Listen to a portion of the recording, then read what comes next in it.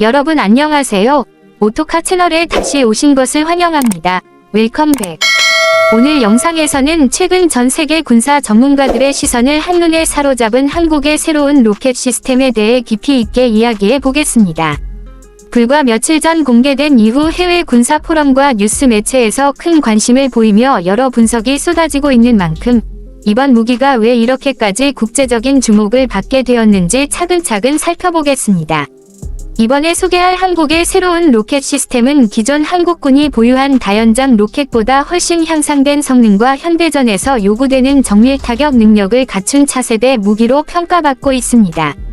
특히 속도, 사거리, 정확도, 생존성 등 여러 면에서 진화를 이루며 한국이 보유한 방위 기술 수준을 다시 한번 세계에 보여준 상징적인 사례로 받아들여지고 있습니다. 우선 가장 크게 눈에 띄는 부분은 이 로켓 시스템이 가진 독보적인 화력입니다. 기존 다연장 로켓은 넓은 지역을 광범위하게 타격하는 데 주로 사용되었지만 이번에 공개된 신형 시스템은 한 단계 더 발전한 형태로 알려져 있습니다. 즉, 넓은 면적을 타격하면서도 특정 목표 지점을 정밀하게 공격하는 기능이 강화되었다는 점입니다. 이는 현대전에서 가장 중요한 능력 가운데 하나인 정밀 타격을 가능하게 하는 요소로 적의 주요 시설이나 지휘부 같은 핵심 표적을 후방에서 안전하게 제거하는 데 매우 유용합니다. 또한 이 시스템은 발사 후 신속하게 위치를 변경하는 사격 후 기동 능력, 즉 새끼, 슛 앤드 스쿠트 기능을 극대화했습니다. 이는 적의 레이더 또는 무인기 탐지에 의해 역추적되는 위험을 최소화할 수 있다는 점에서 중요합니다.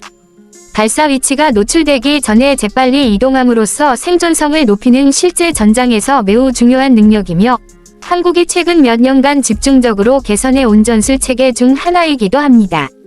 차량 플랫폼 또한 크게 향상되었는데 강력한 서스펜션과 고마력 엔진이 적용되어 험지를 포함한 다양한 지형에서 안정적인 운용이 가능하도록 설계되었습니다.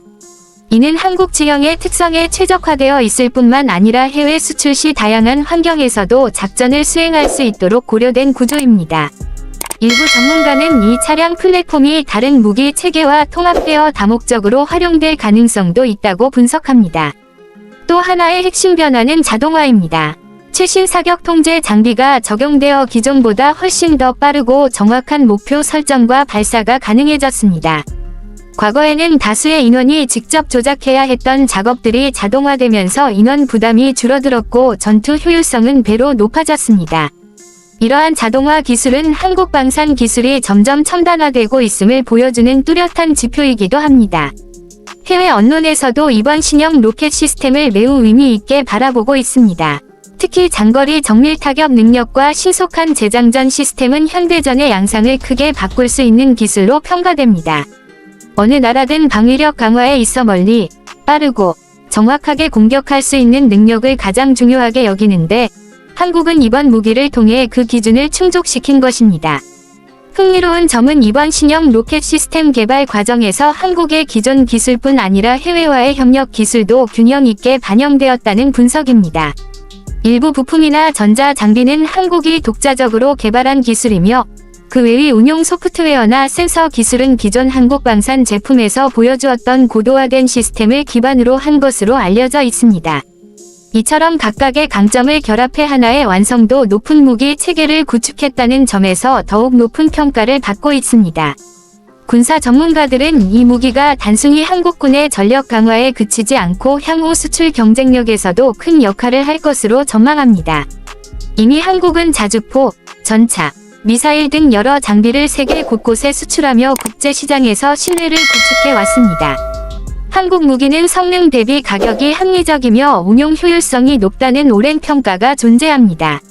이번 새로운 로켓 시스템 또한 이러한 흐름을 이어갈 가능성이 매우 높습니다.